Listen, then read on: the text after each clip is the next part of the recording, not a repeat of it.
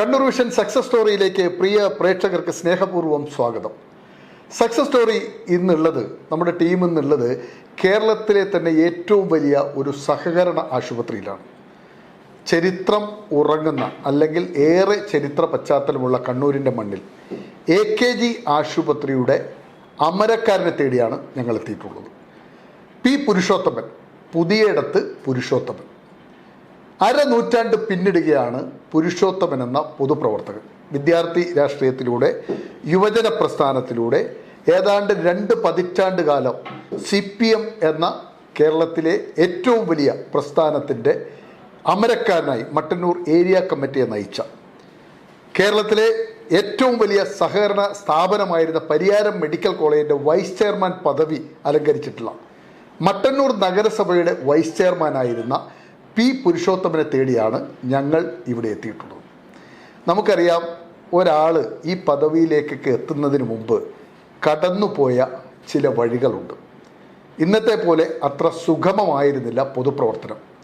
പട്ടിണിയും പരിവട്ടവും സമരവും ജയിലും എതിരാളികളുടെ, എതിർ പ്രസ്ഥാനക്കാരുടെ അക്രമങ്ങളൊക്കെ അതിജീവിച്ചാണ് കണ്ണൂർ ജില്ല പോലുള്ള ഒരു ജില്ലയിൽ ഒരു പൊതുപ്രവർത്തകൻ രൂപപ്പെടുന്നത്. ഇന്നത്തെ തലമുറക്ക് അത് എത്രമാത്രം അറിയാം എന്ന് നമുക്ക് ഒരിക്കലും പ്രവചിക്കാൻ പറ്റില്ല. കാരണം എത്രമാത്രം ഇവരൊക്കെ പഴയ കാലം ഓർക്കുന്നുണ്ട്, ഓരോ പൊതുപ്രവർത്തകരും എങ്ങനെ രൂപപ്പെടുന്നുണ്ട് എന്ന് ചോദിച്ചാൽ പുതിയ തലമുറയ്ക്ക് ഒറ്റ വാക്കിൽ ഉത്തരം പറയാൻ സാധിക്കില്ല. അതുകൊണ്ട് തന്നെയാണ് സക്സസ് സ്റ്റോറി ഓരോ മനുഷ്യനും വളർന്നു വന്ന, നേതൃത്വ രംഗത്തേക്ക് വളർന്നു വന്ന നേതാക്കളിലൂടെ ഇത്തരത്തിൽ സഞ്ചരിക്കുന്നത്. അതുകൊണ്ട് തന്നെ പി പുരുഷോത്തമൻ്റെ ബാല്യം, കൗമാരം, യുവത്വം, അദ്ദേഹം വളർന്നു വന്ന പോരാട്ട സമര ചരിത്രങ്ങളിലൂടെയെല്ലാം നമ്മളൊന്ന് സഞ്ചരിക്കുകയാണ്.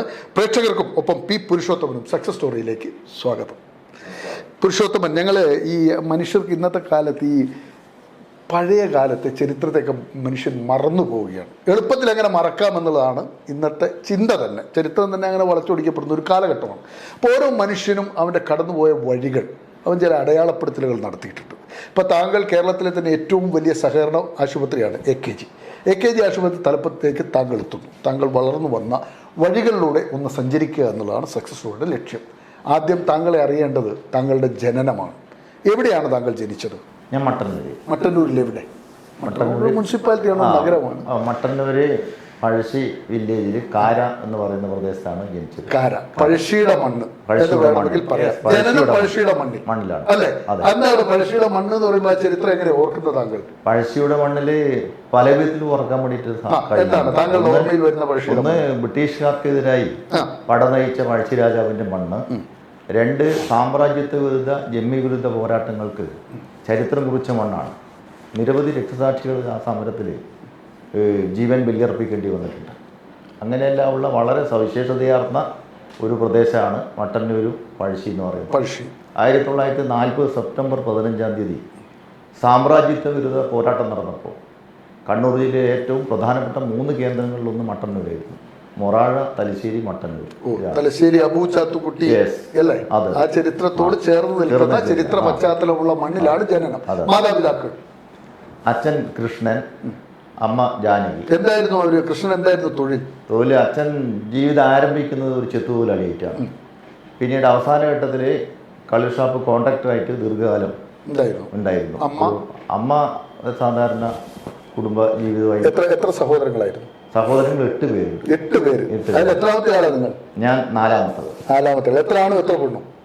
2 പെണ്ണും 6 ആണും. അവർക്കിപ്പോ മൂത്ത ജ്യേഷ്ഠനില്ല, ബാക്കി എല്ലാവരും സജീവമായിട്ട്. താങ്കളുടെ ഒരു പ്രാഥമിക വിദ്യാഭ്യാസ കാലമൊക്കെ എങ്ങനെ ഓർക്കുന്നത്? നമ്മൾ ഇന്നത്തെ വിദ്യാഭ്യാസ സൗകര്യങ്ങൾ ഇല്ലാത്ത ഒരു കാലഘട്ടത്തിലായിരിക്കുമല്ലോ താങ്കളൊക്കെ പ്രാഥമിക വിദ്യാഭ്യാസം നേടിയിട്ടുണ്ടാകുക. അപ്പോൾ ആ കാലം എങ്ങനെയാണ്? ഒരു സ്കൂളിൽ ചേർന്നത്, അന്ന് അംഗൻവാടിക്ക് ഉണ്ടാവില്ല, അംഗൻവാടി ഇല്ല, അന്ന് സ്കൂളിൽ ചേരുക, 1ാം ക്ലാസ്സിൽ ചേരുക എന്നുള്ളതായിരിക്കണം അല്ലേ ആദ്യം? എന്താണ് ആ സ്കൂൾ കാലം, ഒരു പ്രൈമറി കാലമൊക്കെ ഓർക്കുക? വളരെ ദുരിതപൂർണമായ ഒരു കാലഘട്ടമായിരുന്നു ആ സാഹചര്യം. എൻ്റെ കുടുംബം എന്ന് പറയുന്നത് ആ പ്രദേശത്ത് പൊതുവിലൊരു ഇടത്തരം ഫാമിലിയാണ്. കുറച്ച് കൃഷിയും ഭൂമിയും കാര്യങ്ങളുള്ളത്. പക്ഷെ എന്നാലും ഞങ്ങൾ പോലും വളരെ പ്രയാസപ്പെട്ട ജീവിതമാണ് നയിച്ചിരുന്നത്. LP സ്കൂളിൽ പഠിക്കുന്ന സമയത്ത് കൃത്യമായി ഡ്രസ്സ് ഉണ്ടാവില്ല. ആകെ ഒരു ജോഡിയോ അല്ലെങ്കിൽ 2 ജോഡിയോ ഉണ്ടാവും. ഒരു ദിവസം രാത്രി അലക്കിയിട്ട് പിറ്റേ ദിവസം ഉണങ്ങാൻ വേണ്ടി താമസം ഉണ്ടാവില്ല. പഴയ കാലത്ത് ഈ അടുപ്പിൻ്റെ മുകളിൽ ഒരു ചെരിഞ്ഞി എന്ന് പറഞ്ഞ സാധനമുണ്ട്. ചെരിഞ്ഞി ആ ചെരിഞ്ഞിൻ്റെ മേലെ ഉണങ്ങാൻ വേണ്ടിയിട്ട് ഇടുക ചെയ്യുക, ചൂട് കിട്ടാൻ വേണ്ടിയിട്ട്. അപ്പോൾ പിറ്റേ ദിവസത്തേക്ക് ഇത് ഉണങ്ങി കിട്ടൂല. പിന്നെ ട്രൗസറിൻ്റെ പിറകു ഭാഗത്ത് ചെറിയ ചിലപ്പോൾ ഒരു കീറലുണ്ടാവും. കീറിയ ട്രൗസറാണ്. കീറിയ ട്രൗസർ. അപ്പോൾ അങ്ങനെയെല്ലാം ഉള്ള ഒരു സാഹചര്യത്തിലാണ് തുടങ്ങിയത്. ഞാൻ ചെരുപ്പ് ആദ്യമായിട്ട് ഇടുന്നത് 7ാം ക്ലാസ് പഠിക്കുമ്പോൾ. 14 വയസ്സിലാണ് പുരുഷോത്തമൻ ആദ്യമായി ചെരുപ്പിടുന്നത്. അതെ, അതൊരു ഭയങ്കര സന്തോഷകരമായിട്ടുള്ള അനുഭവം. എന്ത് ചെരുപ്പായിരുന്നു ഓർമ്മയുണ്ടോ? അന്ന് ഒരു ഹവായി ചെരുപ്പാണ്. അതിന്റെ പേര് ഓർമ്മയുണ്ടോ? ഓർമ്മയില്ല. അതെങ്ങനെ വന്നു പെട്ടു ആ 7ാം വയസ്സിൽ? അതുവരെയുള്ള ചെരുപ്പിനെ കുറിച്ചുള്ള സ്വപ്നം എന്തായിരുന്നു?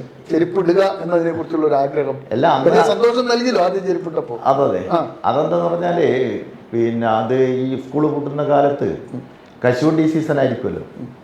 അപ്പോൾ അച്ഛന് കുറച്ച് കശുവണ്ടി തോട്ടവും അതുപോലെ തന്നെ അല്പം പാട്ടവും കാര്യങ്ങളെല്ലാം ഉണ്ട്. അപ്പം ഞങ്ങൾ ഈ സ്കൂൾ അടച്ചു കഴിഞ്ഞാൽ ഈ കശുവണ്ടി പെറുക്കാൻ വേണ്ടിയിട്ട് പോകും, സഹായിക്കാൻ വേണ്ടി. അപ്പം അങ്ങനെയാകുമ്പോൾ അവസാനം ഞങ്ങൾക്ക് ആവശ്യമുള്ള ഡ്രസ്സും ചെരുപ്പും ഇതൊക്കെ തന്നെ വാങ്ങിത്തരും. അപ്പം കശുവണ്ടി പെറുക്കി കിട്ടിയ സമ്പാദ്യം കൊണ്ടാണ് ആദ്യമായി ചെരുപ്പ്. അതെ. സ്കൂളിലൊക്കെ പോകുമ്പോൾ സ്കൂളൊക്കെ എങ്ങനെയാണ്? ഈ LP UP സ്കൂൾ കാലഘട്ടത്തിലൊക്കെ അധ്യാപകർ, ക്ലാസ്, പഠനം ഇതൊക്കെ എങ്ങനെയാണെന്ന്? സ്കൂളൊക്കെ എന്ന് പറഞ്ഞാൽ വളരെ ജീർണാവസ്ഥയിലുള്ള സ്കൂളാണ്. LP സ്കൂളാണ് ഞാൻ 1 മുതൽ 4 വരെ പഠിച്ചത്. അവിടെ ഈ നിലം ഒക്കെ തന്നെ അന്ന് ചാണകം തേച്ച പ്രതലാണ്. അപ്പം അതിനകത്ത് കുണ്ടും കുഴിയും ഉണ്ടാവും. അപ്പോൾ ബെഞ്ച് ആണെങ്കിൽ കാല് ഇളകുന്നതായിരിക്കും. അപ്പോൾ ഒരുപക്ഷെ ആ ബെഞ്ച് പുറകോട്ടേക്ക് മറിഞ്ഞ് വീണ് കഴിഞ്ഞാൽ അപ്പുറത്തിരിക്കുന്ന കുട്ടികളെ കാലിനേക്കും വീഴുന്നുണ്ടാകുക. അങ്ങനെയുള്ള പരിക്കുകളും പലപ്പോഴും പറ്റുന്ന അനുഭവമുണ്ട്.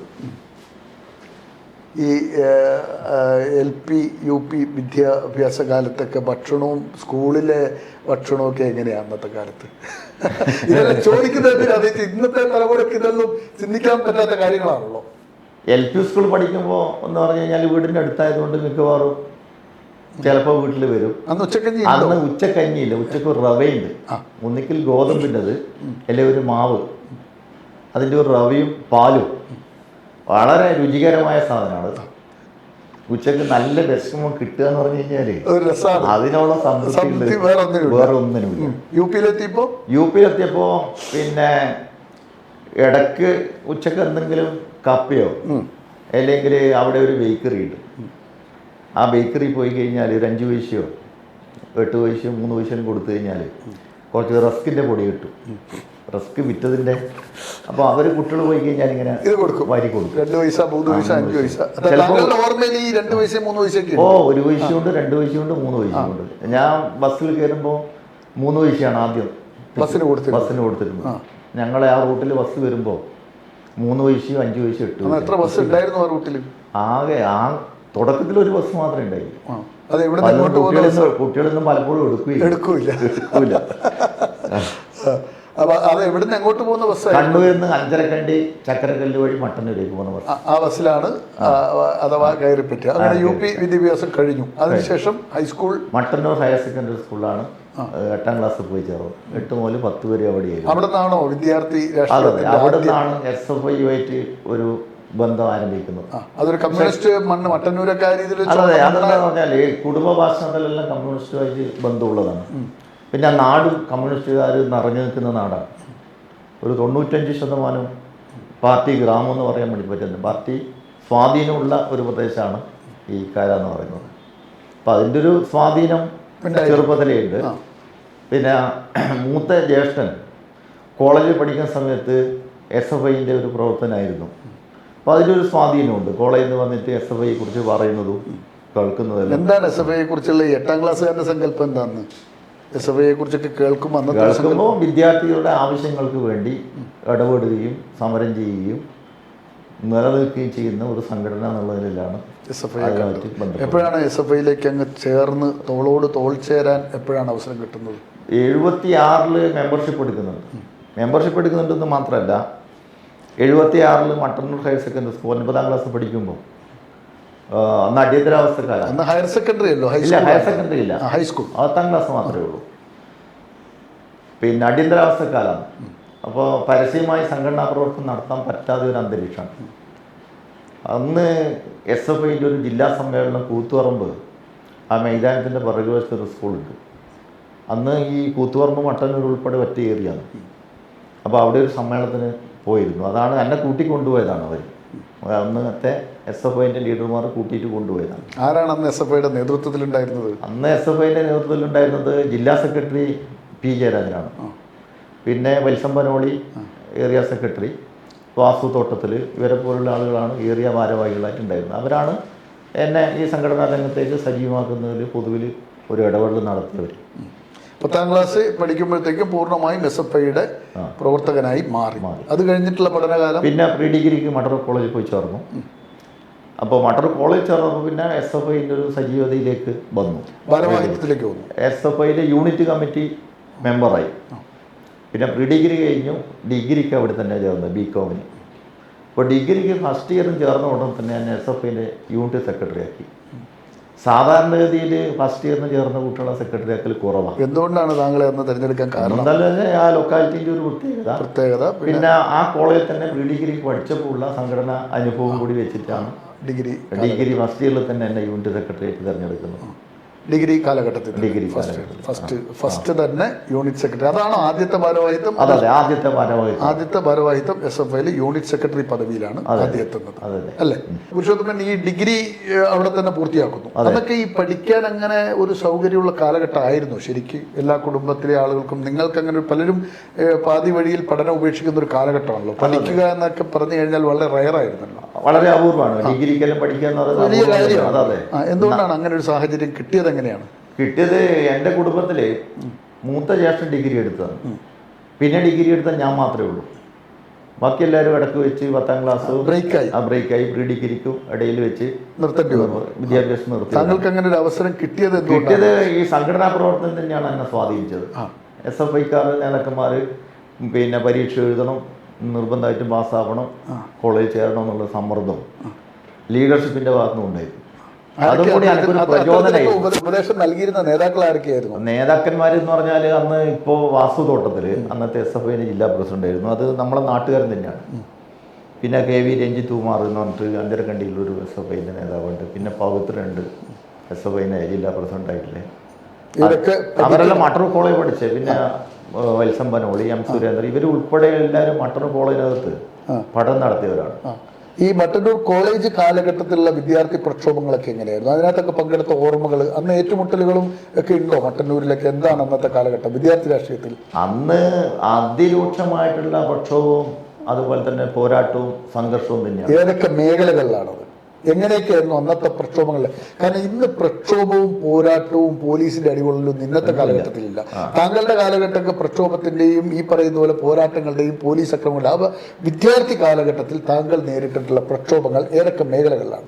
മട്ടന്നൂർ കോളേജിന്റെ ചരിത്രത്തിൽ ഏറ്റവും വലിയൊരു വിദ്യാർത്ഥി സംഘർഷം നടന്നു 1983. അന്ന് ഞാനാണ് യൂണിറ്റ് സെക്രട്ടറി. അന്നാണ് അവിടുന്ന് പിന്നെ സ്ഫോടക വസ്തു ഓഫീസിനകത്ത് കണ്ടുകെട്ടി നിരവധി കോളേജിന്റെ ഓഫീസിനകത്ത് വെച്ച് സ്ഫോടക വസ്തു പിടിച്ചു. അതെങ്ങനെയത്? അത് ഈ സംഘർഷത്തിന്റെ ഭാഗമായി കൊണ്ടുവന്നപ്പോൾ പോലീസ് വരുമ്പോൾ അത് ഒളിപ്പിച്ചു വെച്ചു കൊണ്ടുവന്നവര്. അപ്പോൾ അത്തരം ആ കേസിൽ ഉൾപ്പെടെ എന്നെ പ്രതിയാക്കി. ഞാൻ ഉൾപ്പെടെയുള്ള ആളുകൾ പ്രതിയാണ്. കുറേ ആദ്യം പ്രതിസ്ഥാനത്തെത്തുന്നത് ഒരു പിന്നെ 18 വയസ്സ്. അക്രമത്തിന് ഇരയാകുന്നത് ആ സമയത്ത് തന്നെയാണ്. SFI യൂണിറ്റ് സെക്രട്ടറി ആയിരിക്കുന്ന സന്ദർഭം തന്നെ. ആദ്യം കിട്ടിയ അടി എങ്ങനെയാണ്? രാഷ്ട്രീയ KSU ആയിട്ടാണ്. കോളേജിനകത്ത് ആ കാലഘട്ടത്തിൽ ഏറ്റവും ശക്തമായ സംഘടന KSU ആയിരുന്നു. ആ കാലഘട്ടത്തിൽ SFIക്ക് വലിയ സ്വാധീനമൊന്നും ഉണ്ടായിരുന്നില്ല. പക്ഷേ സംഘടനാ പ്രവർത്തനങ്ങളിലും SFI ആണ് നല്ല മുൻപിലേക്ക്. കുട്ടികളുടെ ഇടയിൽ സ്വാധീനത്തിന്റെ കുറവുണ്ടാവും, പക്ഷേ പ്രവർത്തന രംഗത്ത് SFI വളരെ ശക്തമായിരുന്നു. അപ്പൊ അതുകൊണ്ട് സംഘർഷങ്ങൾ ആ കാലഘട്ടത്തിൽ നല്ലപോലെ ഉണ്ടായിരുന്നു. ആദ്യം കിട്ടിയ അടി ഓർമ്മയുണ്ടോ എതിരാളികളിൽ നിന്ന്? അതെല്ലാം ഉണ്ട്. ഏതാണ് അവരൊക്കെ ജീവിച്ചിരിക്കുന്നവരുണ്ടാവുമല്ലോ, ജീവിച്ചിരിക്കുന്നവരാണല്ലോ. അത് KSUവിന്റെ അന്നത്തെ നേതാക്കന്മാര് ബേബി, അതുപോലെ തന്നെ ഇവര് പിന്നെ തോമസ് എന്നെല്ലാം പറഞ്ഞിട്ട് കുറേ പേരുണ്ടായിരുന്നു. വളഞ്ഞിട്ടാക്രമിക്കായിരുന്നു അന്ന്. അല്ല, അത് വളഞ്ഞിട്ട് ആക്രമിക്കാൻ ഞങ്ങൾ സംഘടിതർ തന്നെയാണ്. തിരിച്ചു കൊടുക്കും. നിങ്ങൾ അങ്ങോട്ടും അടിക്കും, അങ്ങോട്ടും ഇങ്ങോട്ടും അടിയും നല്ല അടി നടന്നിരുന്നു. സ്വാഭാവികമായി പരിക്കേൽക്കുന്ന അവസ്ഥയൊക്കെ ഉണ്ടായി. പരിക്കേറ്റ് ആശുപത്രി കിടന്നിട്ടുണ്ട്. എവിടെയാ പരിക്കേറ്റത് ആ കാലഘട്ടത്തിൽ? പുറത്ത്. കുത്തൊക്കെ കൊണ്ടുണ്ടോ? ഇല്ല, കുത്തൊന്നും. അടിയാണ് പ്രധാന. അടിയാണ്. അങ്ങനെ കോളേജ് കാലഘട്ടത്തിൽ ഈ സംഘർഷങ്ങളിലൂടെ എല്ലാം കടന്നുപോയി. ഡിഗ്രി കഴിഞ്ഞതിന് ശേഷം ആ സമയത്ത് ഈ കോളേജ് കാലഘട്ടത്തിൽ ജയിലിൽ പോകേണ്ടി വന്നിട്ടുണ്ടോ? അതെന്തായിരുന്നു? അത് ഈ 982 കരുണാകരന്റെ മിനിസ്ട്രി എന്ന് പറഞ്ഞ കാസ്റ്റിംഗ് വന്ന സൗകര്യം. ആ സമയത്ത് ഇവിടെ യുവജനോത്സവം നടക്കുമ്പോൾ മുഖ്യമന്ത്രിനെ കരിങ്കൊടി കാണിക്കാൻ വേണ്ടി SFI തീരുമാനിച്ചു. വിളിക്കുന്ന കാലമാണ് അതോ അല്ലേ? കരിങ്കൊടി കാണിക്കാൻ വേണ്ടി തീരുമാനിച്ചു ഇവിടെ കണ്ണൂർ പോലീസ് മൈതാനിയിൽ. അപ്പോൾ ആർക്കും അങ്ങോട്ട് പ്രവേശനം ഉണ്ടായിരുന്നില്ല പിന്നെ മൈതാനത്തേക്ക്.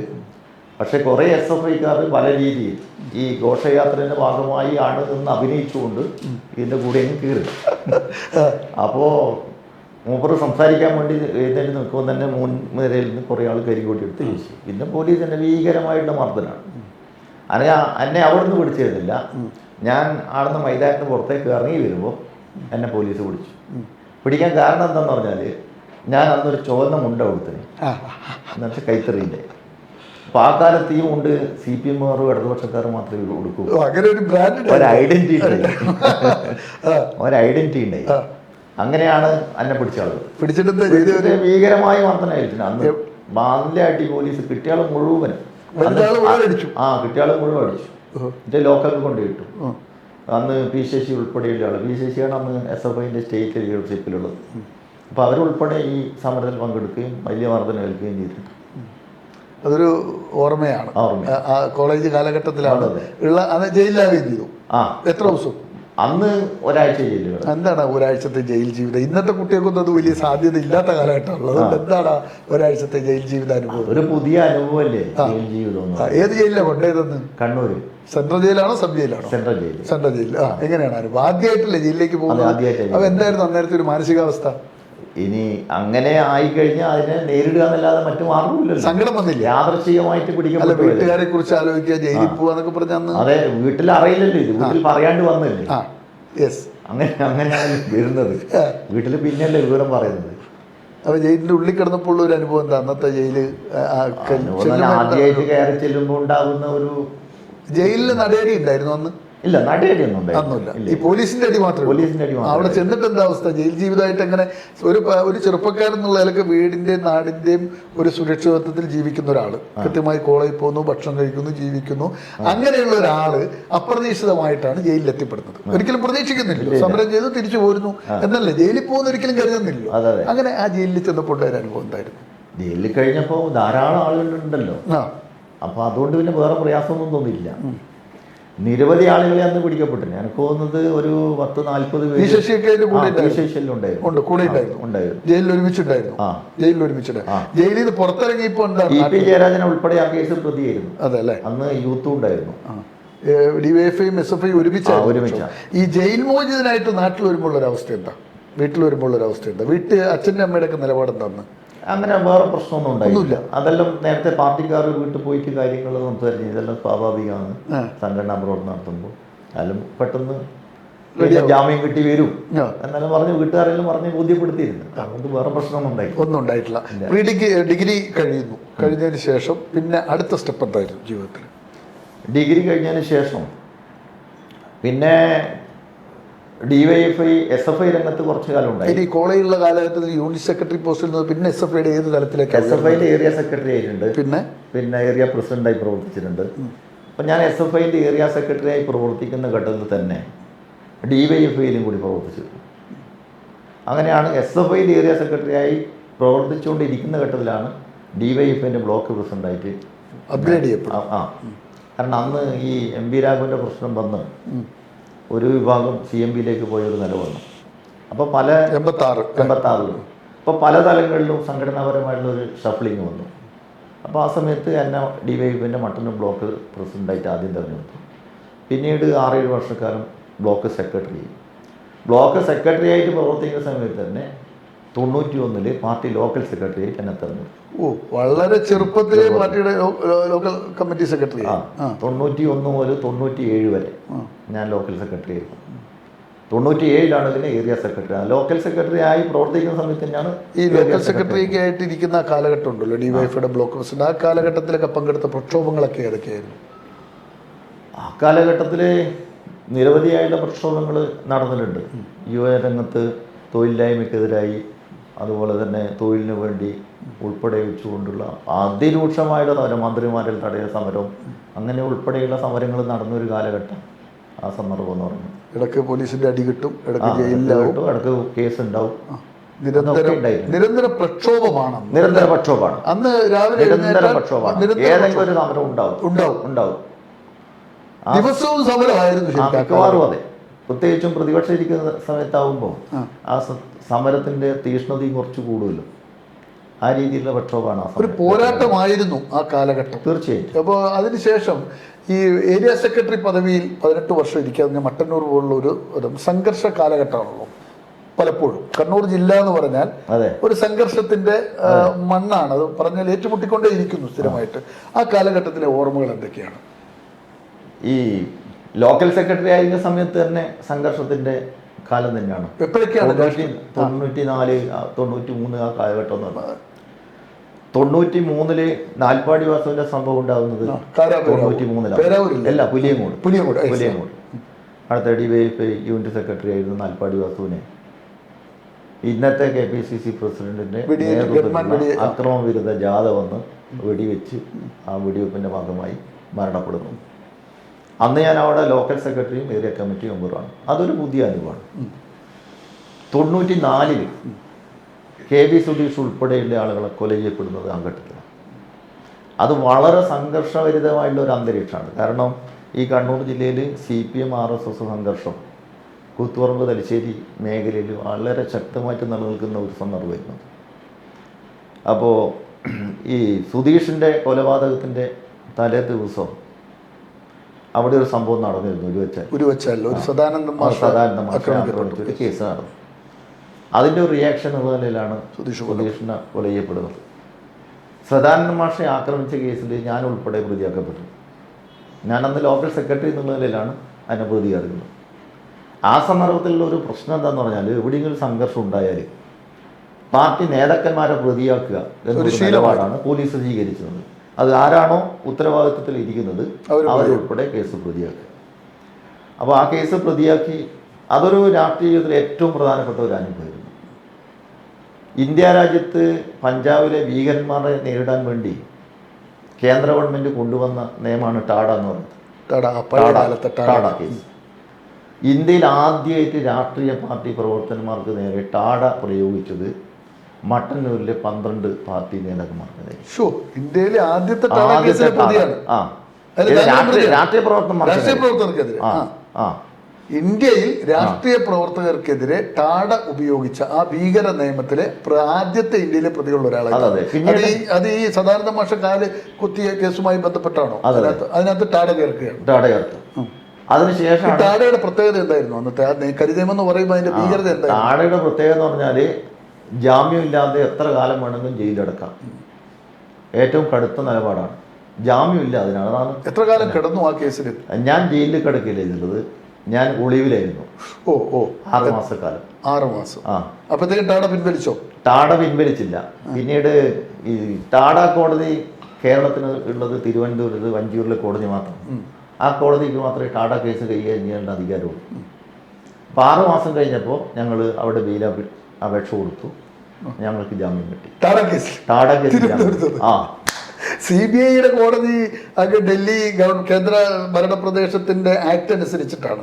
CBI എന്ന് പറയുന്ന ആ സംവിധാനത്തിന്റെ നിയമ ഇത്. അതുപോലെ ടാഡയ്ക്ക് ഇങ്ങനെ ഒരു കുഴപ്പമുണ്ടല്ലോ. തിരുവനന്തപുരത്ത് കോടതിയിൽ ഹാജരായിട്ടാണ് ഞങ്ങൾ ജാമ്യം എടുക്കുന്നത്. ജാമ്യം കിട്ടാനുള്ള ഒരു കാര്യം എന്താണെന്ന് പറഞ്ഞാൽ, ഈ 12 ആളുകളെ പ്രതി ചേർത്ത് അതിൻ്റെ അനുബന്ധമായി കൂത്തുപറമ്പിൽ 2-3 സംഭവങ്ങൾ നടന്നിരുന്നത്. അതിൽ 30 പേർക്കെതിരായിട്ട് കൂത്തുപറമ്പിൽ അന്നത്തെ area secretary MO Padmanabhan, Srinivasan മാഷ്, വത്സംബനോളി, PJ രാജൻ ഉൾപ്പെടെയുള്ള പാർട്ടിയുടെ ഉന്നതരായ നേതാക്കന്മാരടക്കം 30 പേരുടെ വേണ്ടി ടാഡ കേസെടുത്തത്. അതിൽ കുറച്ച് പേര് ജയിലിലായി. ഞങ്ങൾ 12 ആൾ കൂട്ടത്തിലും 4 പേര് ജയിലായി പോയി. അവർ പിടിക്കപ്പെട്ടു പോയി. അപ്പോൾ അവർക്ക് തിരുവനന്തപുരം ജയിലിൽ തന്നെയാണ് അവർ കിടന്നത്. അപ്പോൾ അവർക്ക് ജാമ്യം കിട്ടിയപ്പോൾ, ജയിലിൽ കിടന്നവർക്ക് ജാമ്യം കിട്ടിയപ്പോൾ കേസിനകത്ത് ഉൾപ്പെട്ടവരും ജാമ്യത്തിന് കൊടുത്തു. അങ്ങനെയാണ് നമുക്ക് ജാമ്യം കിട്ടാനുള്ള ഒരു സാഹചര്യം. അങ്ങനെ ഈ ടാഡ കേസിൽ പ്രതിയായി ഇറങ്ങിയതിന് ശേഷം ഉള്ള ഒരു കാലഘട്ടം എങ്ങനെ, കൂത്തുപറമ്പ് വെടിവെപ്പൊക്കെ വരുന്ന അതിൻ്റെ തുടർച്ചയായി വരികയാണല്ലോ. ആ കാലഘട്ടമൊക്കെ എങ്ങനെ കടന്നുപോയി? ഏറ്റവും സംഘർഷഭരിതമായ കാലഘട്ടമാണല്ലോ അതല്ല? അതെ. സുധീഷിൻ്റെ സംഭവം നടക്കുന്നത് 94 ജനുവരി മാസം 26-ാം തീയതിയാണ്. ആ വർഷം അവസാനമാണ് ഈ കൂത്തുപറമ്പ് സംഭവം നടക്കുന്നത്. ഈ ഒളിവിൽ കഴിഞ്ഞ കാലഘട്ടം എന്ന് പറയുന്നത് ഈ രാഷ്ട്രീയ ജീവിതത്തിൽ ഒരു പുതിയ അത് എവിടെയാണ് കിടന്ന് 6 മാസം എവിടെയാണ് താമസിച്ചു? അത് പാർട്ടി നിശ്ചയിച്ചിട്ട് അന്ന് ഇരിട്ടി മട്ടന്നൂർ ഉൾപ്പെടെ ചേർന്നതാണ് ഏരിയ എന്ന് പറയുന്നത്. അപ്പോൾ ഇരിട്ടി ഏരിയ കമ്മിറ്റി കീഴിലാണോ മട്ടന്നൂർ? അല്ല, ഇരിട്ടി മട്ടന്നൂർ കൂടി മട്ടന്നൂർ ഏരിയ. മട്ടന്നൂർ ഏരിയയുടെ ഇരിട്ടി അന്ന് ഏരിയ കമ്മിറ്റി ഇല്ല. അപ്പോൾ മലയോര മേഖലയിലാണ് താമസിച്ചത്. ഭക്ഷണവും കാര്യവും ജീവിതവും പുറത്തിറങ്ങാൻ വേണ്ടിയിട്ട് പറ്റില്ല. വളരെ ജീവിതത്തിലെ ഒരു അനുഭവമാണ് ഈ ഒളിവ് ജീവിതം എന്ന് പറയുന്നത്. നല്ല എത്ര നന്നായിട്ടാണ് ആ കുടുംബം ഞങ്ങൾ പരിചരിച്ചത് ഒരിക്കലും പറയാൻ വേണ്ടിയിട്ട് പറ്റില്ല. ഞങ്ങളെ കാത്തു സംരക്ഷിക്കാൻ വേണ്ടി അത്രയധികം ബുദ്ധിമുട്ട് ആ കുടുംബങ്ങൾ വഹിച്ചിട്ടുണ്ട്. ഒരു മാസം ചിലപ്പോൾ മാറിയിട്ട് വീടുകളിൽ പോയിട്ടുണ്ട്. ഒരു സ്ഥലത്ത് എന്ന് പറഞ്ഞാൽ ഒരു അധ്യാപകനും ഒരു ടീച്ചറുമാണ് അവിടെ ഉള്ളത്. ടീച്ചർ അങ്ങ് തിരുവിതാംകൂർ മേഖലയില്ല. അപ്പോൾ അയൽവാസികൾ ആരെങ്കിലും വന്ന് കണ്ടിട്ടുണ്ടെങ്കിൽ പറയുന്നത് ടീച്ചറോ എന്ന് എൻ്റെ ആങ്ങളെയാണെന്നാണ്. ഉണ്ണിന്ന് തന്നെ വിളിക്കുക. അപ്പോൾ നാട്ടിൽ നിന്ന് വന്നതാണ്, ഉണ്ണിയാണ്. അപ്പോൾ പരിസരത്തുള്ളവർക്കൊന്നും ഇത് മനസ്സിലാവില്ല. ഇന്നത്തെ പോലെ TV, Facebook, അതൊന്നുമില്ല. അപ്പോൾ അത്രയേറെ സംരക്ഷണം. കമ്മ്യൂണിക്കേഷൻ ഒക്കെ അന്ന് മൊബൈലൊന്നും ഒന്നുമില്ല. ഒരു കമ്മ്യൂണിക്കേഷൻ, ഫോൺ ഉണ്ടാവില്ല ഒരു വീട്ടിൽ. വീടുമായിട്ടും കുടുംബമായിട്ടും യാതൊരു ബന്ധവും പെടാൻ വേണ്ടി കഴിയുന്നില്ല. അത്യാവശ്യം കുറേ നാൾ കഴിയുമ്പോൾ ഒരു ദിവസം രാത്രി വണ്ടിയിൽ കൂട്ടി വീട്ടിൽ വന്ന് കുടുംബത്തിനെ കാണാനുള്ള അവസരം ഉണ്ടാക്കിയിട്ടുണ്ട് പാർട്ടി നേതാക്കന്മാർ. അങ്ങനെയാണ് ഒരു 6 മാസം കഴിഞ്ഞു കൂടിയത്. 6 മാസം ഒരു ബന്ധമില്ല പുറം ലോകമായിട്ട്. വീട്ടിനുള്ളിൽ തന്നെയാണ് കഴിയുക, പുറത്തൊന്നും ഇറങ്ങൂല. വീട്ടിൻ്റെ ഉള്ളിൽ തന്നെ എന്ന് പറഞ്ഞാൽ പിന്നെ വളരെ പ്രയാസകരമായിട്ടുള്ള അനുഭവമാണ്. പകലൊന്നും പുറത്തിറങ്ങാൻ വേണ്ടിയിട്ട് പറ്റില്ല. സന്ധ്യയ്ക്ക് ശേഷം പുറത്തിറങ്ങാൻ വേണ്ടിയിട്ട് പറ്റും. സന്ധ്യയ്ക്ക് ശേഷം പുറത്തിറങ്ങി മുറ്റത്തല്ലേ ഇരിക്കും. മുറ്റത്തിരിക്കും. ലേശം കാറ്റുകൊള്ള, ലേശം ഒരു വെളിച്ചം തട്ടുന്നൊരു സമയം എന്ന് പറയുന്നത് ഈ സന്ധ്യയ്ക്ക് ശേഷമാണ്. അല്ലെങ്കിൽ പിന്നെ ഈ യൂറിഫിക്കേഷൻ നടത്തുക എന്ന് പറയുന്നത് തന്നെ പ്രയാസമുള്ള കാര്യമാണ്. കാരണം ഇന്നത്തെ പോലെ വീടിനകത്ത് അങ്ങനെ ഭയങ്കര പ്രശ്നമാണ്. വീട്ടിനുള്ളിൽ മൂത്രമൊഴിക്കാനുള്ള സൗകര്യം ഇല്ല. അന്നില്ലല്ലോ. അന്ന് ടോയ്ലറ്റ് ഒന്നും വീടിനകത്തോ വീടിന്റെ മുകളിലോ ഇല്ലല്ലോ. അപ്പൊ അങ്ങനെയുള്ളൊരു സന്ദർഭമായിരുന്നു. അതൊരു പുതിയ അനുഭവമാണ്. മൂത്രമൊഴിക്കാൻ വേണ്ടി വൈകുന്നേരം വരെ കാത്തു നിൽക്കണം. അതിന് പകരം മറ്റു സംവിധാനമായിട്ട് ഉപയോഗിക്കാൻ പറ്റും. ചെയ്യാം. പ്രാഥമിക കൃത്യങ്ങൾ നിർവഹിക്കാനും ഇതേ പ്രശ്നം തന്നെ ഉണ്ടായിരുന്നു അല്ലേ? അത് പിന്നെ രാവിലെ ചെയ്തപ്പോൾ നമുക്ക് അതിരാവിലെ പ്രവൃത്തികൾ നടത്തുള്ളൂ. ഈ 6 മാസമുള്ള കാലഘട്ടം അതാണ് ഏറ്റവും ദീർഘകാലമുള്ള ഒളിവ് ജീവിതം എന്ന് പറയുന്നത്. അത് തന്നെയാണ്. അതിനുശേഷം പിന്നെ എങ്ങനെയാണ് മുന്നോട്ട് പോക്ക്? പാർട്ടിയിലപ്പം ഏരിയ സെക്രട്ടറി സ്ഥാനത്തേക്ക് അന്നേരം വന്നു. ഇത് 94-ലാണ്. 97-ലാണ് ഞാൻ ഏരിയ സെക്രട്ടറി. ഏരിയ സെക്രട്ടറി ആയതിനു ശേഷമുള്ള അനുഭവങ്ങൾ. കൂത്തുപറമ്പ് വെടിവെപ്പ് നടക്കുമ്പോൾ കൂത്തുപറമ്പ് വെടിവെപ്പ് നടക്കുമ്പോൾ ഞാൻ മട്ടൻ ലോക്കൽ സെക്രട്ടറി. അന്നേരം താങ്കൾ ഈ പ്രക്ഷോഭത്തിൽ പങ്കെടുത്തിരുന്നു? തീർച്ചയായിട്ടും. അന്ന് രാവിലെ കൂത്തുപറമ്പിലും ഉച്ചക്ക് 3 മണിക്ക് മട്ടന്നൂരുമാണ് MP രാഘവൻ നിശ്ചിത പരിപാടി നിശ്ചയിച്ചത്. അപ്പോൾ കൂത്തുപറമ്പിൽ രാവിലെ കരിങ്കൊടി പ്രകടനം, ഉച്ചശേഷം മട്ടന്നൂരുന്നു അവിടെയും കരിങ്കൊടി. വെടിവെപ്പ് ഒരിക്കലും മനസ്സിൽ പ്രതീക്ഷിച്ചില്ല. അങ്ങനെയാണ് പ്ലാൻ ചെയ്തത്. അപ്പോൾ അതുകൊണ്ട് ഞങ്ങൾ മട്ടന്നൂർ ഉച്ചയ്ക്ക് ശേഷമുള്ള സമരത്തിന് വേണ്ടി തയ്യാറെടുത്ത് മട്ടന്നൂരിൽ നിൽക്കുകയാണ്. ഉച്ചയ്ക്ക് ശേഷം മട്ടന്നൂരിൽ MP രാഘവനെ തടയാൻ വേണ്ടി കാത്തു നിൽക്കുന്നു. രാവിലെ വേറൊരു സംഘത്തിനാണ് കൂത്തുപറമ്പിൽ. അത് കൂത്തുപറമ്പ് പരിസരത്തുള്ള ഏരിയ സഹാക്കള് അവിടെ തടയാം. പ്രതിഷേധം പിന്നെ തടയാന്നുള്ളതല്ല, ഒരു പ്രതിഷേധം രേഖപ്പെടുത്തുക എന്നുള്ളത് മാത്രമേ തീരുമാനിച്ചു. അപ്പോൾ അങ്ങനെ മട്ടന്നൂരിൽ ഇങ്ങനെ കാത്തു നിൽക്കുന്ന സമയത്താണ് കൂത്തുപറമ്പിൽ വെടിവെപ്പ് നടന്ന വിവരം അറിയുന്നത്. പിന്നീട് ഭീകരമായ അവസ്ഥയായിരുന്നു. നമ്മൾ ഉള്ള ആളുകൾ മട്ടന്നൂർ പോലീസ് സ്റ്റേഷനിലേക്ക് മാർച്ച് നടത്തി. അപ്പോൾ പോലീസ് തടഞ്ഞു. പോലീസ് വെടിവെപ്പിന് വേണ്ടിയുള്ള ഒരു നീക്കം നടത്തി. അങ്ങനെയുള്ള ഒരു സംഘർഷാവസ്ഥ മട്ടന്നൂർ വന്ന് ഉണ്ടായിട്ടുണ്ട്. പോലീസ് സ്റ്റേഷനിൽ ആക്രമിക്കപ്പെട്ട കാലമായിരുന്നു അതുപോലെ സ്ഥലത്ത്. ആ കാലഘട്ടം. അതെ, അതിൻ്റെ ഭാഗമായിട്ട് ആക്രമിച്ചില്ല. പക്ഷേ പോലീസ് തടയുക ചെയ്തുള്ളത്. അതിനൊരു പ്രതിഷേധം രേഖപ്പെടുത്തിക്കൊണ്ട് ഞങ്ങൾ മട്ടന്നൂരുള്ളവർ പ്രകടനമായിട്ട് സ്റ്റേഷനിലേക്ക് പോയിരുന്നു. പിന്നെ ഏരിയ സെക്രട്ടറി പദത്തിൽ വന്ന കാലഘട്ടം. അതെ. അത് എങ്ങനെയായിരുന്നു ആ കാലഘട്ടം? ഈ 18 വർഷത്തെ ഏരിയ സെക്രട്ടറി എന്ന പദവിയിലിരിക്കുമ്പോൾ നേരിട്ട പ്രതിസന്ധികൾ എന്തൊക്കെയായിരുന്നു? ഈ ലോക്കൽ ഏരിയ സെക്രട്ടറി എന്ന് പറയുന്നത് ഒരു നല്ല അനുഭവമാണ് രാഷ്ട്രീയ പ്രവർത്തനത്തിൻ്റെ കാര്യത്തിൽ. അത് ഞാൻ ഏറ്റവും കൂടുതൽ സാധാരണ ജനങ്ങളുമായിട്ട് ഇഴുകിച്ചേരാൻ വേണ്ടി കഴിയുന്ന ഒരു സ്ഥാനമായിരുന്നു ലോക്കൽ സെക്രട്ടറി എന്ന് പറയുന്നത്. ഏരിയ സെക്രട്ടറി എന്ന് പറയുന്നത് നിരവധിയായിട്ടുള്ള പ്രശ്നങ്ങൾ നമ്മളെ മുമ്പിൽ വന്നു ചേരും. പോലീസ് സ്റ്റേഷൻ പ്രശ്നവും സ്വത്ത് തർക്കവും ഭാര്യ ഭർത്തക്കന്മാർ തമ്മിലുള്ള പ്രശ്നം. യഥാർത്ഥത്തിൽ ഒരു മിനി കോടതിയായിട്ടാണ് പാർട്ടി ഓഫീസ് പ്രവർത്തിക്കുന്നത്. മധ്യസ്ഥം പറയാത്ത ദിവസങ്ങൾ വളരെ കുറവാണ്. ജനങ്ങളുടെ പ്രശ്നങ്ങൾ അവർ വന്ന് പറഞ്ഞ് കൈകാര്യം ചെയ്യുക എന്ന് പറയുന്നത്. അങ്ങനെ കൈകാര്യം ചെയ്ത് കഴിഞ്ഞാൽ ഞങ്ങൾക്ക് കിട്ടുന്നൊരു സംതൃപ്തിയുണ്ട്. ഒരു ഭാര്യ ഭർത്താവ് 3 കൊല്ലം 4 കൊല്ലം അവർ വേർപിരിഞ്ഞ് ജീവിക്കുക, അവരൊന്ന് കൂട്ടി യോജിപ്പിച്ച് തിരിച്ചയക്കുമ്പോൾ ഉണ്ടാകുന്ന ഒരു സംതൃപ്തി, അവരെ മുഖത്തുണ്ടാകുന്ന സന്തോഷം വളരെ. അത്തരത്തിലുള്ള വിഷയങ്ങളിലൊക്കെ ഇടപെട്ടിട്ടുണ്ട്. എത്ര എങ്ങനെയാണ് മനസ്സിൽ തങ്ങി നിൽക്കുന്ന ഒരു അനുഭവം? ഒരുപാട് അല്ല, ഒരു മനസ്സിൽ ഒരിക്കൽ എപ്പോൾ ഓർക്കുമ്പോൾ പെട്ടെന്ന് ഏരിയ സെക്രട്ടറി ആയി 18 വർഷക്കാലം ആ വിഷയം എന്ന് പറയുമ്പോൾ മനസ്സിലൊരു അതങ്ങനെ പറയാൻ പറ്റിയ ഒരു അനുഭവം പറയാൻ പറ്റും? അങ്ങനത്തെ പറയാനുള്ള ഒരുപാട് അനുഭവങ്ങളുണ്ട്. ഒരു ഭാര്യ ഭർത്താക്കന്മാർ ഒരു 3-4 കൊല്ലം അവർ വേർപിരിഞ്ഞ് നിൽക്കുകയാണ്. 2 കുട്ടികളുണ്ട്. പല ഘട്ടങ്ങളിൽ അവർ യോജിക്കാൻ വേണ്ടി ഒരു ശ്രമം നടത്തി. എല്ലാ ശ്രമവും പരാജയപ്പെട്ടു. അവസാനം ഞങ്ങളുടെ തെയ്യെടുത്തു. ഞാൻ പാർട്ടി ഓഫീസിലിരുന്ന് രാവിലെ മുതൽ ഉച്ച വരെ അവരുമായിട്ട് കൂട്ടായിട്ട് ഇരുന്ന് ഒറ്റക്ക് ഇരുന്ന് യഥാർത്ഥത്തിൽ ഒരു കൗൺസിലിംഗ് തന്നെയാണ് ഇതിൽ. അവരെ പ്രശ്നങ്ങൾ മനസ്സിലാക്കുക, അവരിങ്ങനെ മാറണം, നിങ്ങൾ കുട്ടിക്ക് വേണ്ടി ചെയ്ത് കൊടുക്കണം, ഭാര്യയ്ക്ക് വേണ്ടി ചെയ്ത് കൊടുക്കണം, അവരെ കൂട്ടിയിട്ട് സിനിമക്ക് പോകണം, പിന്നെ ഹോട്ടലിൽ പോകണം, ഇങ്ങനെയെല്ലാം പറഞ്ഞിട്ട് ഇങ്ങനെ അവർ ആഗ്രഹിക്കുന്ന കാര്യങ്ങളുണ്ടല്ലോ ജീവിതം.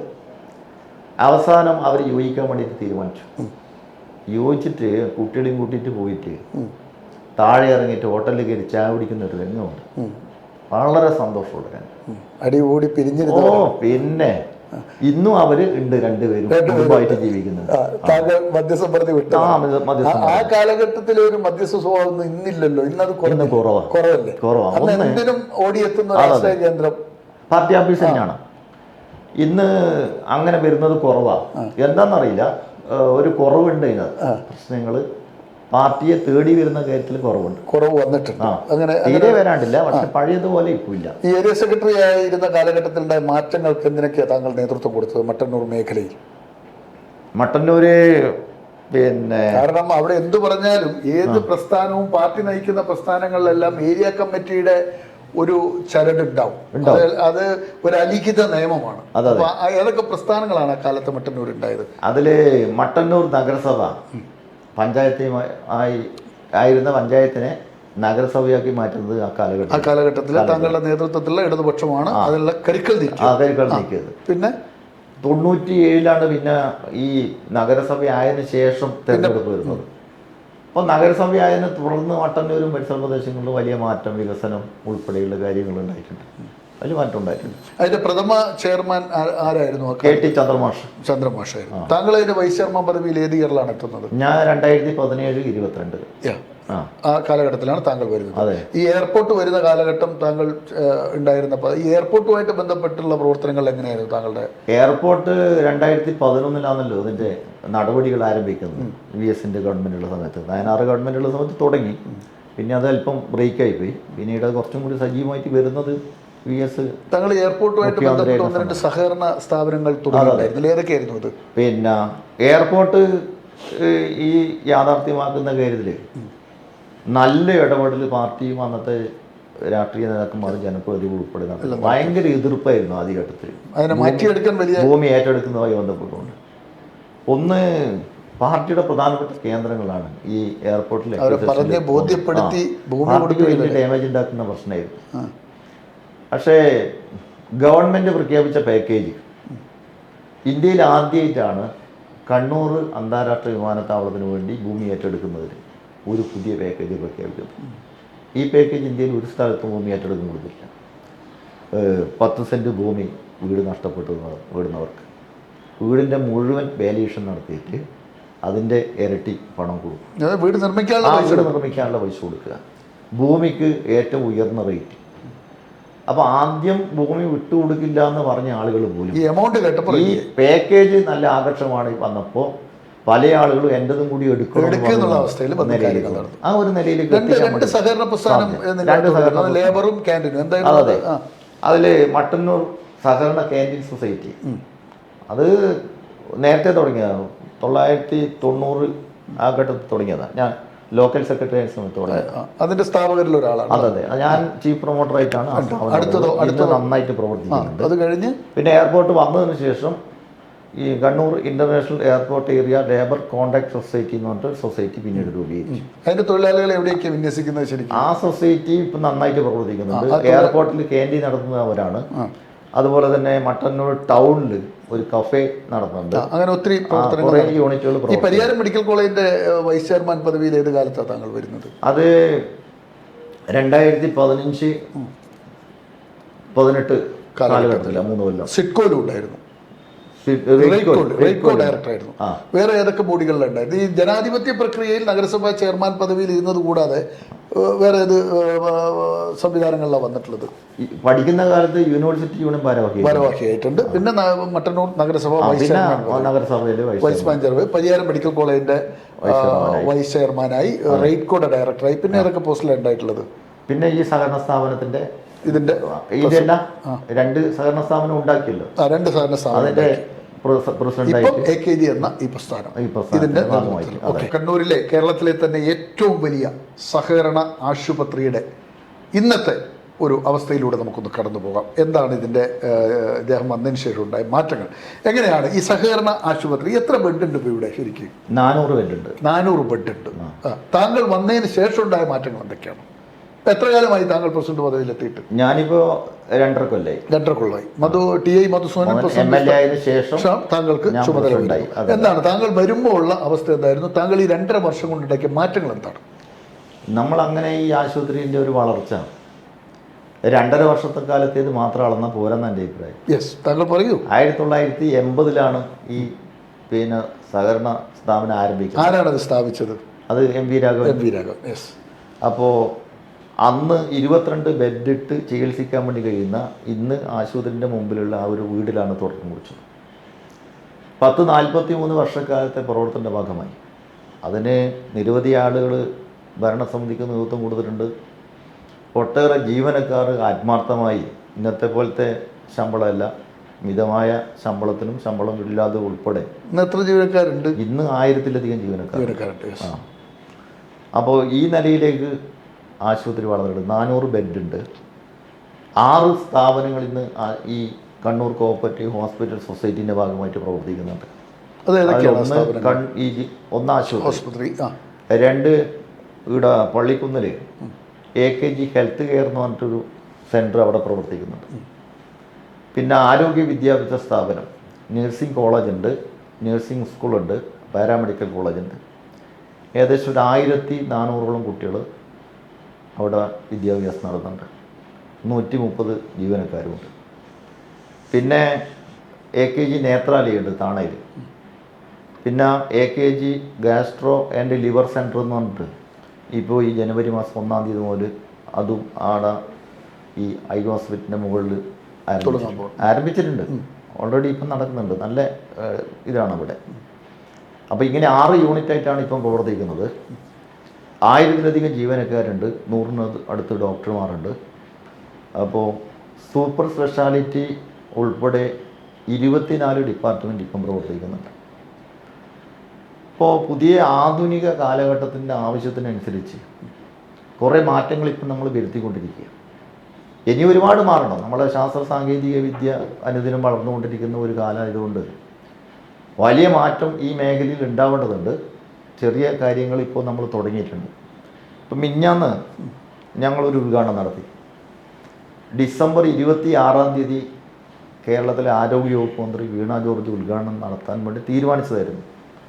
നമ്മുടെ പ്രശസ്തനായിട്ടുള്ള MD-യുടെ നിര്യാണത്തെ തുടർന്ന് ആ പരിപാടി മാറ്റിവെച്ചു. പിന്നെ ഓൺലൈനായിട്ട് മന്ത്രിയും MLA-മാരും നേരിട്ട് പങ്കെടുക്കും നടത്തും.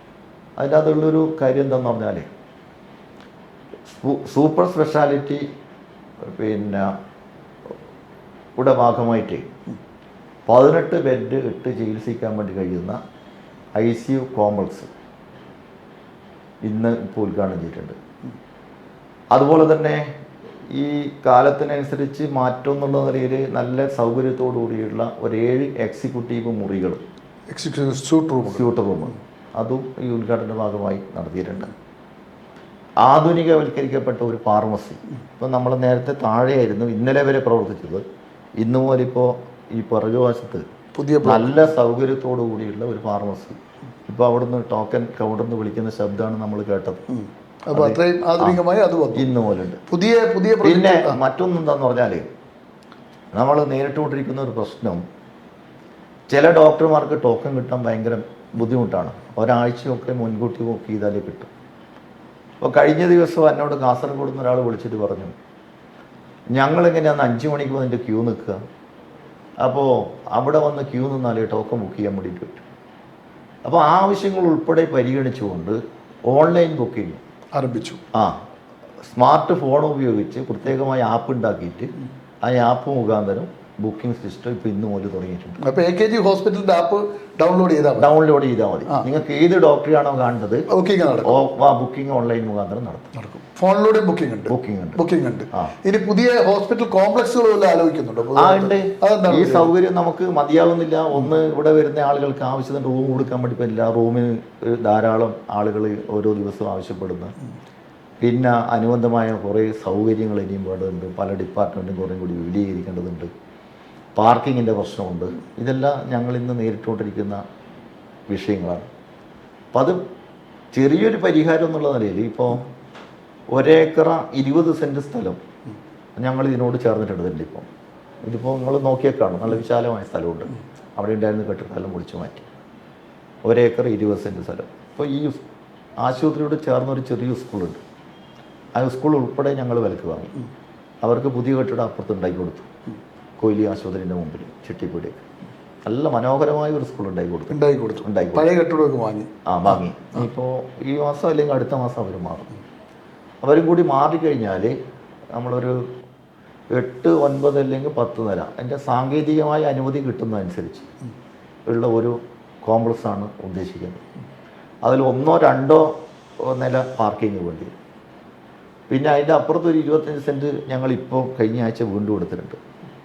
അവിടെ നമ്മൾ മൾട്ടിപർപ്പസ് പാർക്കിങ് പുതിയ കാലഘട്ടത്തിൽ ഉപയോഗിക്കാൻ വേണ്ടി പറ്റുമോ എന്നുള്ള കാര്യം കൂടി പരിഗണിക്കുന്നുണ്ട്. പാർക്കിംഗ് ഒരു പ്രധാന ഘടകമാണ്. പ്രശ്നമാണ്. വരുന്ന എല്ലാവരും പറയുന്നത് പാർക്കിങ്ങിന്റെ പ്രശ്നം. പക്ഷേ ഈ സ്ഥലം ഞങ്ങൾ വാങ്ങിയതോടുകൂടി അത് കുറെ പരിഹരിച്ചു. പക്ഷേ അത് പൂർണ്ണമായും പാർക്കിങ്ങിന് മാത്രം കൊടുക്കാൻ പറ്റില്ല. കാരണം വലിയ കോടികൾ മുടക്കിയിട്ടുള്ള പാർക്കിങ്ങിന് മാത്രമായിട്ട് കൊടുക്കാൻ പറ്റില്ല. പാർക്കിങ്ങിനും വേണം, ആശുപത്രിന്റെ വിപുലീകരണത്തിനും വേണം. അതാണ് പുതിയ കാഴ്ചപ്പാടുകൾ. ഈ പുതിയ കാലഘട്ടത്തിനനുസരിച്ച് കൂടുതൽ മാറ്റങ്ങളിലേക്ക് കുതിക്കുകയാണ് ജീവിതം. അതാണ് ലക്ഷ്യമിടുന്നത്. പിന്നെ ഇതിന്റെ അനുബന്ധമായി ഞങ്ങള് ഗ്രാമീണ മേഖലയിൽ ചില ക്ലിനിക്കുകൾ ഇടണമെന്ന് ആലോചിച്ചിട്ടുണ്ട്. അതൊരു നല്ല ഐഡിയ ആണല്ലോ അല്ലേ?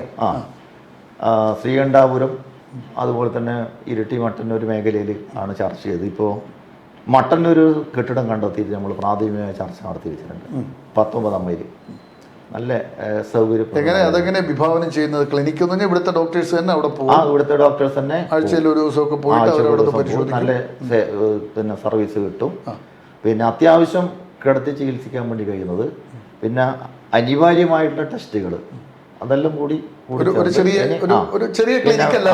പിന്നെ തിയേറ്റർ സംവിധാനം വേണമെങ്കിൽ ഇങ്ങോട്ടേക്ക് റെഫർ ചെയ്തിട്ട് വരികയും ചെയ്യാം. ഈ മൾട്ടി നാഷണൽ ഹോസ്പിറ്റലുകൾ എന്ന് പറഞ്ഞു കഴിഞ്ഞാൽ ഏറ്റവും വലിയ കോർപ്പറേറ്റുകൾ ഇപ്പം വരികയാണ്. നമുക്കറിയാം ബ്ലാക്ക് സ്റ്റോൺ എന്ന് പറയുന്ന ഒരു അന്താരാഷ്ട്ര ഗ്രൂപ്പാണ് ഇപ്പം ഹോസ്പിറ്റലുകളൊക്കെ കേരളത്തിലെ ആസ്ട്രമിംസ് അടക്കം അവരുടെ കയ്യിലേക്ക് പോവുകയാണ്.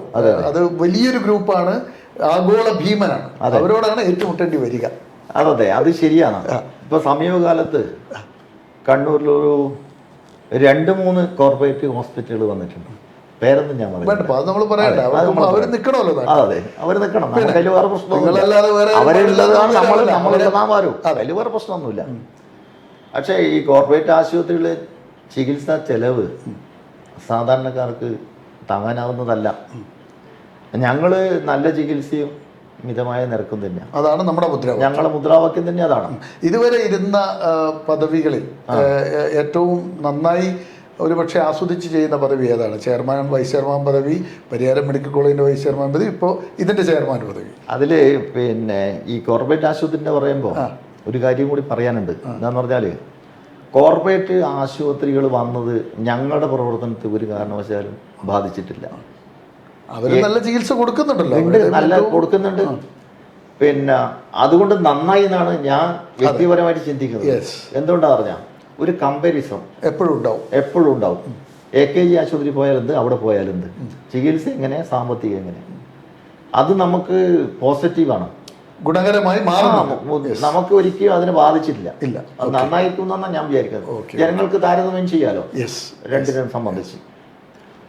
അപ്പോൾ അങ്ങനെയാണ് അതിന്റെ ഏറ്റവും ആസ്വദിച്ച് ചെയ്യുന്നതെന്ന് പറഞ്ഞാൽ പല സ്ഥാനങ്ങളും വഹിച്ചപ്പോൾ ഏറ്റവും ആസ്വദിച്ച് ചെയ്യുന്നത് ഇപ്പോൾ ഇരിക്കുന്ന സ്ഥാനത്തിന്. എന്ന് വെച്ചാൽ അതിൽ ഒരുപാട് കാര്യങ്ങൾ നാട്ടുകാർക്ക്, ജനങ്ങൾക്ക് ചെയ്തു കൊടുക്കാൻ വേണ്ടി പറ്റുന്നുണ്ട്. ഇവിടെ ചികിത്സക്ക് വരുന്ന ആളുകൾക്ക് പല ആളുകൾ ഓരോ ദിവസം ടോക്കൺ ബുക്ക് ചെയ്യാൻ വേണ്ടിയിട്ട് പറയും. ഇവിടെ വന്നു കഴിഞ്ഞാൽ റൂം കിട്ടായിട്ട് അതിന് വേണ്ടി വിളിക്കും. ഡിസ്ചാർജ് ചെയ്ത് പോകുമ്പോൾ ഡിസ്കൗണ്ടിന് വേണ്ടിയിട്ട് വിളിക്കും. ഇങ്ങനെ നൂറുകണക്കിന് ആളുകളുമായിട്ട് ഒരു ദിവസം ഇടപഴകേണ്ടി വരുന്നു. അവർക്കെല്ലാം ഏകദേശം അവരുടെ ഒരു 90% സംതൃപ്തിയോട് കൂടിയിട്ട് അവരെ തിരിച്ചയക്കാൻ വേണ്ടി പറ്റുന്നുണ്ട്. ഞങ്ങൾ പിന്നെ ഡിസ്കൗണ്ടെല്ലാം നന്നായിട്ട് കൊടുക്കുന്നുണ്ട്. എന്താണെന്ന് പറഞ്ഞാൽ ചികിത്സേൻ്റെ 5% മുതൽ 10% വരെ ഡിസ്കൗണ്ട് അവർക്ക് കൊടുക്കലുണ്ട്. ഈ BPL കുടുംബത്തിൽപ്പെട്ടവരാണെങ്കിൽ 5% അവർക്ക് ഓൾറെഡി കൊടുക്കും. അത് ഞങ്ങൾ മാത്രം കൊടുക്കുന്നത്, അവരുടെ നിന്ന് കിട്ടുന്നതല്ല. പിന്നെ വളരെ പാവപ്പെട്ടതാണെന്ന് ഞങ്ങൾക്ക് ബോധ്യം വരണമെങ്കിൽ അത് 10% വരെ ഞങ്ങൾ കൊടുക്കും, ഡിസ്കൗണ്ട് കൊടുക്കാറുണ്ട്.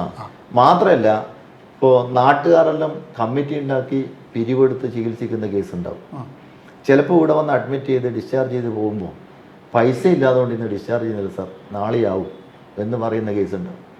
അത്തരം ആളുകളെ നമ്മൾ സഹായിക്കാൻ വേണ്ടി ഒരു പൂർ ഫണ്ട് എന്ന് പറഞ്ഞിട്ട് നമ്മൾ ഇവിടെ ബിൽഡപ്പ് ചെയ്തിട്ടുണ്ട്. ഉണ്ട്. അതിൻ്റെ അകത്തും നമ്മൾ അതിൽ 10,000. അതിനകത്തേക്ക് ഫണ്ട് എങ്ങനെയാണ്, സാമ്പത്തികം എങ്ങനെയാണ് എത്തുന്നത്? ജീവനക്കാരുടെ കോൺട്രിബ്യൂഷൻ അത് പിന്നെ പറയാം. അപ്പോൾ അതിൻ്റെ അകത്തും നമ്മൾ അവരെ സഹായിക്കുന്നുണ്ട്. അങ്ങനെ 2-3. പിന്നെ മരുന്നിൻ്റെ മേലെ ഡിസ്കൗണ്ട് കൊടുക്കുന്നുണ്ട്. ഇപ്പം കഴിഞ്ഞ സാമ്പത്തിക വർഷത്തെ ബാലൻസ് ഷീറ്റ് പ്രകാരം ഇങ്ങനെല്ലാം കൂടി 4 കോടി രൂപയിലധികം ഞങ്ങൾ ചികിത്സ ഇളവ് കൊടുത്തിട്ടുണ്ട്. 4 കോടി രൂപയിൽ മേലെ ഇളവ് കൊടുത്തിട്ടുണ്ട്. അതാണ് ഈ ഫണ്ട് എങ്ങനെയായി? ഫണ്ട് പിന്നെ പ്രത്യേകിച്ച് എന്തെങ്കിലും നമുക്ക് സംഘടിപ്പിക്കാൻ വേണ്ടി കഴിയുമ്പോൾ ഞങ്ങൾ ഇടപെടും. ഇപ്പോൾ ജീവനക്കാർക്ക് DA കുടിശ്ശിക, ശമ്പള പരിഷ്കരണം, ഇങ്ങനെയെല്ലാം വരുന്ന സമയത്ത് ഒരു പ്രതീക്ഷിക്കാതെ ഒരു എമൗണ്ട് അവർക്ക് വരുമല്ലോ. അപ്പോൾ അവരോട് ഞങ്ങൾ പറയും ഒരു 10% ഈ ഫണ്ടിലേക്ക്, പൂർ ഫണ്ടിലേക്ക് അവർ തയ്യാറാണ്. കോളേജുകാരോടും പറയും നിങ്ങൾ 10% തരണമെന്ന്. പിന്നെ ഏതെങ്കിലും പൊതു കാര്യങ്ങൾ എന്തെങ്കിലും വന്ന് പരിപാടി നടത്തി പൈസ ബാക്കിയുണ്ടെങ്കിൽ അതും നമ്മൾ പൂർ ഫണ്ടിലേക്ക് മാറ്റും. പിന്നെ കഴിഞ്ഞ 3 വർഷക്കാലമായിട്ട് ഈ ആശുപത്രിയുടെ ചരിത്രത്തിൽ ആദ്യമായിട്ട് ഇപ്പം 3 വർഷമായിട്ട് ലാഭത്തിലാണ് പ്രവർത്തിക്കുന്നത്. 43 വർഷത്തെ ചരിത്രത്തിനിടയിൽ ഇപ്പം 3 വർഷമാണ് ആദ്യമായിട്ട്.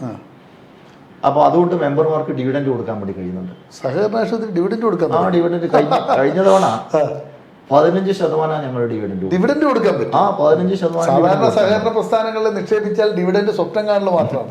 നമ്മൾ കണ്ണൂർ ജില്ലയിലെ പല സ്ഥാപനങ്ങളും പണം കൊടുത്തവരൊക്കെ നിങ്ങൾ ഡിവിഡൻഡ് കൊടുക്കാൻ സാധിച്ചു എന്നുള്ള വലിയ. അതെ.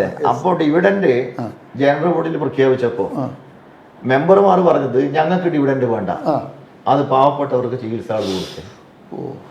ഞങ്ങൾ ആ ഫണ്ടും ഇതിനകത്തേക്ക് മാറ്റുകയാണ്. വലിയ പൈസ.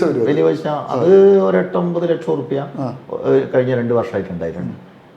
അപ്പോൾ അങ്ങനെയെല്ലാം നമുക്ക് പ്രതീക്ഷിക്കാതെ കിട്ടുന്ന ഈ പണം സാധാരണ പാവപ്പെട്ടവരുടെ ചികിത്സക്ക് വേണ്ടി നമ്മുടെ സമയം തീരുകയാണെങ്കിൽ താങ്കളെ കുറിച്ച് ചോദിക്കുമ്പോൾ താങ്കളുടെ സഹോദരങ്ങൾ അച്ഛനും അമ്മയിലും ചോദിച്ചു, കുടുംബത്തെ ചോദിക്കണമല്ലോ.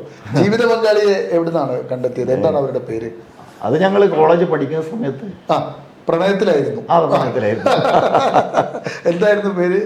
രജനി. അവര് വിദ്യാർത്ഥി പ്രസ്ഥാനത്തിൽ SFIന്റെ സംഘടനാ രംഗത്ത് ഉണ്ടായിരുന്നു. എൻ്റെ ജൂനിയർ ആയിരുന്നു. അപ്പോൾ അങ്ങനെ അതിനുശേഷം പാർട്ടിയിൽ ഇല്ലേ? ഉണ്ട്. പാർട്ടി ഏരിയ കമ്മിറ്റി മെമ്പറാണ്. ഇപ്പൊ മഹിളാ അസോസിയേഷന്റെ ജില്ലാ വൈസ് പ്രസിഡന്റ് പ്രസ്ഥാനത്തിൽ സജീവമായിട്ടുണ്ട്. അവര് ശിവൂര ഹയർ സെക്കൻഡറി സ്കൂൾ ടീച്ചറായിരുന്നു. ഇപ്പോൾ കഴിഞ്ഞ 2 വർഷം മുമ്പേ റിട്ടയർ ചെയ്തു. മക്കളൊക്കെ? മക്കള് 2 മക്കളാണ്. മൂത്തത് മകളാണ്. അവർ ഹസ്ബൻഡ് കൂടെ വിദേശത്തുള്ളത്, ദുബായിലുള്ളത്. മകൻ എഞ്ചിനീയറിംഗ് കഴിഞ്ഞിട്ട് ഇവിടെ ഒരു പ്രൈവറ്റ് കൺസ്ട്രക്ഷൻ കമ്പനിയിൽ വർക്ക് ചെയ്യുന്നുണ്ട്. എങ്ങനെയുണ്ട് പുതുപ്പുറത്ത് ആദ്യഘട്ടത്തെ സമരവും പ്രക്ഷോഭവും എല്ലാം കഴിഞ്ഞ് ഇപ്പം വളരെ ഇപ്പോഴത്തെ രാഷ്ട്രീയം എന്ന് പറഞ്ഞാൽ പഴയ പോലെ അടിയും പിടിയും സംഘർഷവും ജയിലും തലവൊട്ടലും പോലീസിന്റെ അറ്റാക്കും എതിരാളികളുടെ അറ്റാക്കും ഒന്നും ഇല്ലാത്തൊരു കാലഘട്ടത്തിലൂടെയാണ്, വളരെ വളരെ പോസിറ്റീവ് ആയിട്ടുള്ള ഒരു കാലഘട്ടത്തിലൂടെയാണ് നമ്മളിപ്പോൾ സഞ്ചരിക്കുന്നത്. എങ്ങനെയാണ് ജീവിതത്തെ വിലയിരുത്തുന്നത് ഇത്രയും കാലത്തെ? അതിലെന്താ, ഈ കാലത്തിനനുസരിച്ച് എല്ലാ മാറ്റവും ഉണ്ടാവുമല്ലോ. ഇപ്പോൾ ജീവിതത്തിനകത്തും സമൂഹത്തിനകത്തും പൊളിറ്റിക്സിനകത്തും എല്ലാം കാലത്തിന്റെ മാറ്റം ഉണ്ടാവും. ആ മാറ്റം നമ്മൾ ഉൾക്കൊണ്ട് കാര്യങ്ങൾ പോകാന്നുള്ളത് ഹാപ്പിയാണ്. അപ്പൊ നമ്മളും ഹാപ്പിയാണ്, സക്സസ് സ്റ്റോറിയും ഹാപ്പിയാണ്. കാരണം വലിയ ജീവിത അനുഭവങ്ങളിലൂടെ നമ്മൾ കേട്ടല്ലോ, അദ്ദേഹമൊക്കെ ജയിലിൽ കിടന്നതും ഒളിവിൽ കിടന്നതും. ഇന്നത്തെ കാലത്ത് ആരെങ്കിലും ഒളിവിൽ പോകുന്നുണ്ടോ? ഇന്ന് രാഷ്ട്രീയ പ്രക്ഷോഭങ്ങളുണ്ടോ? പോലീസിന്റെ അറ്റാക്ക് ഉണ്ടോ? ഒന്നുമില്ല. ഇപ്പം നമ്മൾ സോഷ്യൽ മീഡിയയിലൂടെ വരുന്ന അറ്റാക്കിനെ നേരിടുക എന്നുള്ള പണി മാത്രമേ ഇപ്പോൾ എടുക്കേണ്ടി വരുന്നുള്ളൂ. പക്ഷെ പണ്ട് അങ്ങനെയല്ല. ഫിസിക്കലി പട്ടിണി, പരിവട്ടം, ദാരിദ്ര്യം, ഉടുക്കാൻ വസ്ത്രമില്ല, കീറിയ ട്രൗസറിട്ട് സ്കൂളിൽ പോവുക, കഞ്ഞി കുടിക്കാൻ വകയില്ലാതിരിക്കുക, പൊട്ടിയ ബിസ്ക്കറ്റിൻ്റെ റസ്കിൻ്റെ പൊടി വാങ്ങി 3 പൈസ കൊടുത്താൽ പൊടി വാങ്ങി തിന്നുന്ന വിദ്യാർത്ഥി കാലഘട്ടം. ഒന്ന് ആലോചിച്ച് നോക്കൂ പ്രേക്ഷകരെ. നിങ്ങൾ 3 പൈസ കൊടുത്ത് അല്ലെങ്കിൽ 1 അണ കൊടുത്ത് 2 അണ കൊടുത്ത് ഈ പറയുന്ന പൊട്ടിയ റസ്കിൻ്റെ ബാക്കി വാങ്ങി അത് കഴിച്ച് വിഷപ്പടക്കി പഠിച്ച കാലഘട്ടം.